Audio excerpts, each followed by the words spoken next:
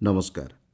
आकाशवाणी कटक आंचलिक संवाद पढ़ुछंती मलय रंजन मिश्र। मुख्य संवाद जलवायु परिवर्तन और प्राकृतिक संपदर अपव्यवहार भली आह्वानरू चाषी को सुरक्षा प्रदान करने उपरे गुरुत्व देले राष्ट्रपति। ओयूएटीर 40तम समावर्तन उत्सव को कले संबोधन। आदिवासी जमी सुरक्षा पर राज्य सरकार प्रतिश्रुतिबद्ध कहले राजस्व और विपर्यय परिचालना मंत्री। नयगढ़ जिला जेमादेईपुर ग्राम जंडिस रोगर प्रादुर्भाव नहीं क्षत्रिय समीक्षा कले जिला स्वास्थ्य अधिकारी। एवं मृत्तिका संरक्षण प्रति सचेतनता वृद्धि लक्ष्य आज पालन करा जाउछि विश्व मृत्तिका दिवस। जलवायु परिवर्तन एवं प्राकृतिक विपर्यय और संपदर अपव्यवहार भली आह्वानरू चाषी को सुरक्षा प्रदान करने लक्ष्य नूतन योजना प्रस्तुत करने को राष्ट्रपति द्रौपदी मुर्मू आह्वान देइछन्ति। कृषि और कृषकों को सशक्त करने अत्याधुनिक drone technology, remote sensing, artificial intelligence एवं नानो टेक्नोलोजी व्यवहार करा आवश्यक बोली राष्ट्रपति कहिछन्ति। भुवनेश्वर स्थित ओडिशा कृषि और वैषयिक विश्वविद्यालय 40तम समावर्तन उत्सव आज उद्बोधन दे मृत्तिका स्वास्थ्य, यार संरक्षण एवं परिवेश और प्राकृतिक संपदर सठिक उपयोग उपर ध्यान देवाक कृषि वैज्ञानिक को राष्ट्रपति परामर्श देइछन्ति। से कहिछन्ति गत किछि दशंधि मध्य कृषि क्षेत्र में भारत यथेष्ट अभिवृद्धि हासिल करिछि। यह अन्य देश को खाद्यशस्य एवं कृषि उपकरण रप्तानी करुछि। भारत पाखरे कृषि अनुकूल वातावरण, दक्ष मानव संबल, उर्वर जमी एवं अत्याधुनिक ज्ञानकौशल थिबारु कृषि उत्पादन को आहुरी वृद्धि करा जाय परिबो बोली राष्ट्रपति कहिछन्ति। कृषि और कृषकों उन्नति द्वारा ही 2047 विकसित भारत स्वप्न संभव होई परिबो बोली से कहिछन्ति।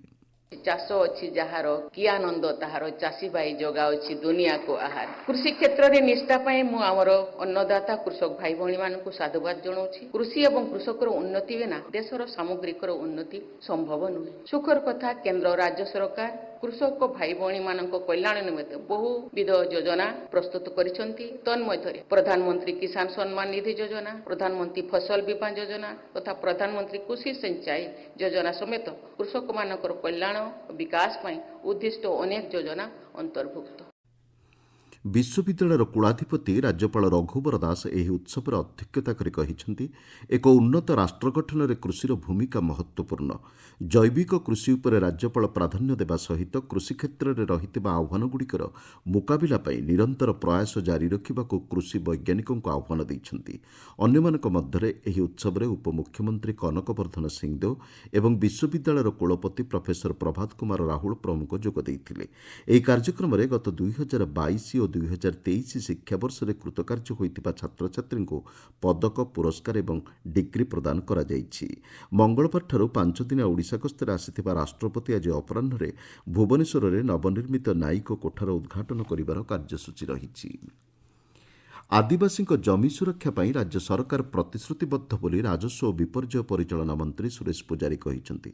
विधानसभा आज संक्रांत केतेक प्रश्नर उत्तर में से कहिछन्ति, आदिवासी जमी किणा बिका नहीं रहिथिबा आईन उल्लंघन क्षेत्र में जमी क्रय को बेआईन घोषणा करा जिवो। भू संस्कार आईन 1960 अनुଯାयी एही जमी को आदिवासी लोकों को फेरस्त पाई व्यवस्था करा जिवो बोली मंत्री श्री पूजारी गृह में सूचना दैछन्ति। सेहिभଳି आदिवासी जमी जबरदखल अभियोग नहीं केतेगुड़िए मामला विचाराधीन रही बोली से कहिछन्ति। अन्य एक अतिरिक्त प्रश्नर उत्तर में से कहिछन्ति, राज्यर समस्त शिक्षानुष्ठान को आसंता 30 तारिख सुधा निजस्व जमी पट्टा बंटन कार्य संपन्न करने को लक्ष्य धार्य रखाଯାଇଛି। प्रकल्प पर अधिग्रहण करा जाउथिबा जमी बदल में जमी देवा पई व्यवस्था करने को सरकार विचार करुछन्ति बोली से कहिछन्ति। एने रहिथिबा 2006 नियमर संशोधन करने को मध्य राज्य सरकार योजना करुछन्ति बोली मंत्री श्री पूजारी गृह में सूचना दैछन्ति। पड़ोशी आंध्रप्रदेश, छत्तीसगढ़, झारखंड और पश्चिमबंग सहित ओडिशार 14टी जिल्लार आंतराज्य सीमा विवाद रही बोली राजस्व विपर्यय परिचालना मंत्री सुरेश पूजारी कहिछन्ति। विधानसभा आज लिखित उत्तर प्रदान करी मंत्री श्री पूजारी कहिछन्ति, सीमा विवाद रहिथिबा जिल्लागुड़िक हेउछि बालेश्वर, गंजाम, गजपति, रायगड़ा, कोरापुट, मालकानगिरी, नवरंगपुर, कलाहांडी, नुआपड़ा, बरगड़, झारसुगुड़ा, सुंदरगढ़, केन्दुझर और मयूरभंज। कोरापुट जिला कोटिया अंचलर विकास पई राज्य सरकार 108,53,00,000 ଅଧିକ ଟଙ୍କା ଖର୍ଚ୍ଚ କରିଛନ୍ତି।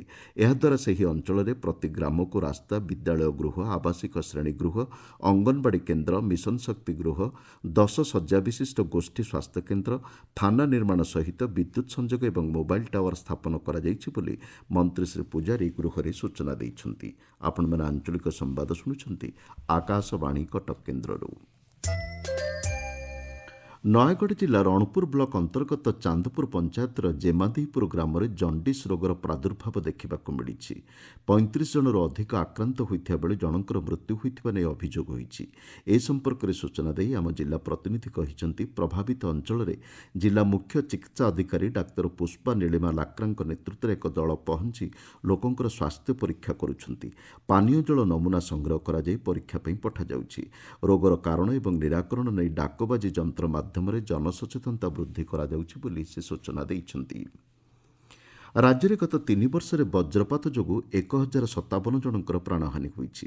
ରାଜସ୍ୱ ଓ ବିପର୍ଯ୍ୟୟ ପରିଚାଳନା ମନ୍ତ୍ରୀ ସୁରେଶ ପୂଜାରୀ ଆଜି ଏ ସମ୍ପର୍କରେ ବିଧାନସଭାରେ ଲିଖିତ ଉତ୍ତରରେ କହିଛନ୍ତି, ଗତ 7 ମାସ ମଧ୍ୟରେ 201 ଜଣଙ୍କର ମୃତ୍ୟୁ ହୋଇଛି। ଗତବର୍ଷ 272 ଜଣଙ୍କର ମୃତ୍ୟୁ ହୋଇଥିବା ବେଳେ 2022-23ରେ ବଜ୍ରପାତ ଯୋଗୁଁ 306 ଜଣଙ୍କର ଜୀବନହାନୀ ଘଟିଥିଲା। ସେ କହିଛନ୍ତି, ବଜ୍ରପାତ ଯୋଗୁଁ ମୟୂରଭଞ୍ଜ, ବାଲେଶ୍ୱର ଏବଂ ଗଞ୍ଜାମ ଜିଲ୍ଲାରେ ଅଧିକ ଲୋକଙ୍କର ମୃତ୍ୟୁ ହୋଇଛି। ରାଜ୍ୟରେ ଗତ 3 ବର୍ଷରେ ସଡ଼କ ଦୁର୍ଘଟଣାରେ 16,287 ଜଣଙ୍କର ମୃତ୍ୟୁ ହୋଇଥିବା ନେଇ ପରିବହନ ମନ୍ତ୍ରୀ ବିଭୂତିଭୂଷଣ ଜେନା ଆଜି ଗୃହରେ ତଥ୍ୟ ରଖିଛନ୍ତି। ଏହି ସମୟସୀମା ମଧ୍ୟରେ 30,453 ଜଣ ଲୋକ ଆହତ ହୋଇଛନ୍ତି ବୋଲି ମନ୍ତ୍ରୀ ଶ୍ରୀ ଜେନା ଉଲ୍ଲେଖ କରିଛନ୍ତି। ମୃତ୍ତିକା ସଂରକ୍ଷଣ ପ୍ରତି ସଚେତନତା ବୃଦ୍ଧି ଲକ୍ଷ୍ୟରେ ଆଜି ବିଶ୍ୱ ମୃତ୍ତିକା ଦିବସ ପାଳନ କରାଯାଉଛି। 2013 ମସିହାରେ ଜାତିସଂଘ ସାଧାରଣ ପରିଷଦ ସଂଯୁକ୍ତ ରାଷ୍ଟ୍ରର ଖାଦ୍ୟ ଓ କୃଷି ସଂଗଠନର ପ୍ରସ୍ତାବକୁ ଗ୍ରହଣ କରି ପ୍ରତିବର୍ଷ ଡିସେମ୍ବର 5 ତାରିଖରେ ବିଶ୍ୱ ମୃତ୍ତିକା ଦିବସ ପାଳନ ପାଇଁ ନିଷ୍ପତ୍ତି ଗ୍ରହଣ କରାଯାଇଥିଲା। 2014 ମସିହାରୁ ପ୍ରତ୍ୟେକ ବର୍ଷ ଏହି ଦିବସ ପାଳିତ ହୋଇଆସୁଛି। ମୃତ୍ତିକା କ୍ଷୟକୁ ରୋକିବା ଏବଂ କୃଷିକାର୍ଯ୍ୟରେ ଅତ୍ୟଧିକ ରାସାୟନିକ ସାର ଏବଂ କୀଟନାଶକ ବ୍ୟବହାର ନେଇ ସୃଷ୍ଟ ଆହ୍ୱାନର ମୁକାବିଲା ଲକ୍ଷ୍ୟରେ ରାଜ୍ୟର ବିଭିନ୍ନ ପ୍ରାନ୍ତରେ ଆଜି ଏହି ଅବସରରେ ସ୍ୱତନ୍ତ୍ର କାର୍ଯ୍ୟକ୍ରମର ଆୟୋଜନ କରାଯାଇଛି। ରାଜ୍ୟପାଳ ରଘୁବର ଦାସ ଏବଂ ମୁଖ୍ୟମନ୍ତ୍ରୀ ମୋହନ ଚରଣ ମାଝୀ ଏହି ଦିବସ ପାଳନ ଅବସରରେ ଶୁଭେଚ୍ଛା ଜଣାଇଛନ୍ତି। ସାମାଜିକ ଗଣମାଧ୍ୟମରେ ପୋଷ୍ଟ କରି ରାଜ୍ୟପାଳ ମାଟିର ଗୁଣବତ୍ତା ବୃଦ୍ଧି ଏବଂ ଜୈବିକ କୃଷିକୁ ଆପଣାଇବା ଉପରେ ଗୁରୁତ୍ୱ ଦେଇଛନ୍ତି। ମୁଖ୍ୟମନ୍ତ୍ରୀ ଶ୍ରୀ ମାଝୀ ତାଙ୍କ ବାର୍ତ୍ତାରେ ଏକ ସବୁଜ ଏବଂ ସୁସ୍ଥ ପୃଥିବୀ ପାଇଁ ସମସ୍ତଙ୍କ ସହଯୋଗ କାମନା କରିଛନ୍ତି। ଭଦ୍ରକ ସଂସ୍କୃତି ଭବନଠାରେ ଏହି ଅବସରରେ ଏକ ସ୍ୱତନ୍ତ୍ର କାର୍ଯ୍ୟକ୍ରମ ଅନୁଷ୍ଠିତ ହୋଇଛି। ଜିଲ୍ଲାପାଳ ଦିଲ୍ଲୀପ ରାଉତରାୟଙ୍କ ଅଧ୍ୟକ୍ଷତାରେ ଅନୁଷ୍ଠିତ ଏହି ବୈଠକରେ ଜୈବିକ ଚାଷ ଉପରେ ଗୁରୁତ୍ୱ ଦିଆଯାଇଛି। ଜିଲ୍ଲା କୃଷି ବିଭାଗ ଏବଂ ରାଣୀତାଲ କୃଷି ବିଜ୍ଞାନ କେନ୍ଦ୍ର ପକ୍ଷରୁ ଆୟୋଜିତ ଏହି କାର୍ଯ୍ୟକ୍ରମରେ ଜିଲ୍ଲାର ଚାଷୀଙ୍କୁ ମୃତ୍ତିକା କାର୍ଡ ବଣ୍ଟନ କରାଯାଇଛି। ବିଭିନ୍ନ ପ୍ରତିଯୋଗିତାର କୃତି ପ୍ରତିଯୋଗୀଙ୍କୁ ପୁରସ୍କାର ବିତରଣ କରାଯାଇଛି। ନୟାଗଡ଼ ଷ୍ଟାଡିୟମଠାରେ ଆସନ୍ତା ରବିବାର ଦିନ ମୁଖ୍ୟମନ୍ତ୍ରୀଙ୍କ ଦ୍ୱାରା ଉଦ୍ଘାଟିତ ହେବାକୁ ଥିବା ରାଜ୍ୟସ୍ତରୀୟ ଧାନ ସଂଗ୍ରହ କାର୍ଯ୍ୟକ୍ରମର ପ୍ରସ୍ତୁତି ନେଇ ଏକ ବୈଠକ ଆଜି ଅନୁଷ୍ଠିତ ହୋଇଛି। ଜିଲ୍ଲାପାଳ ଅକ୍ଷୟ ସୁନୀଲ ଅଗ୍ରୱାଲଙ୍କ ଅଧ୍ୟକ୍ଷତାରେ ଅନୁଷ୍ଠିତ ଏହି ବୈଠକରେ କାର୍ଯ୍ୟକ୍ରମର ରୂପରେଖ ଏବଂ କାର୍ଯ୍ୟକାରିତା ନେଇ ବିସ୍ତୃତ ଆଲୋଚନା ହୋଇଛି। ଏଲ୍ଇଡି ମାଧ୍ୟମରେ କାର୍ଯ୍ୟକ୍ରମର ସିଧା ପ୍ରସାରଣ ନେଇ ବ୍ୟବସ୍ଥା ହୋଇଛି। ଜିଲ୍ଲାସ୍ତରୀୟ ବିଭିନ୍ନ ବିଭାଗୀୟ ବରିଷ୍ଠ ଅଧିକାରୀ ଯୋଗଦେଇ କାର୍ଯ୍ୟକ୍ରମର ସଫଳ ରୂପାୟନ ଉପରେ ଆଲୋଚନାରେ ଭାଗ ନେଇଥିଲେ। ଗଞ୍ଜାମ ଜିଲ୍ଲା ବ୍ରହ୍ମପୁର ପୁଲିସ ମୁଖ୍ୟାଳୟଠାରେ ଏକ ଆଭାସୀ ବ୍ୟବସ୍ଥାର ଶୁଭାରମ୍ଭ ହୋଇଛି। ଦକ୍ଷିଣାଞ୍ଚଳ ଡିଆଇଜି ଡକ୍ଟର ସାର୍ଥକ ଷଡ଼ଙ୍ଗୀ ଏହାକୁ ଉଦ୍ଘାଟନ କରି କହିଛନ୍ତି, ରାଜ୍ୟର ବିଭିନ୍ନ କୋର୍ଟରେ ବିଚାରାଧୀନ ଥିବା ମାମଲାଗୁଡ଼ିକରେ ପୁଲିସ ଅଧିକାରୀଙ୍କ ପକ୍ଷରୁ ସାକ୍ଷ୍ୟ ପ୍ରଦାନ କରିବା ଅଧିକ ସହଜ ହୋଇପାରିବ। ଏହାଦ୍ୱାରା ସମୟ ଅପଚୟକୁ ରୋକାଯାଇପାରିବ ବୋଲି ସେ କହିଛନ୍ତି।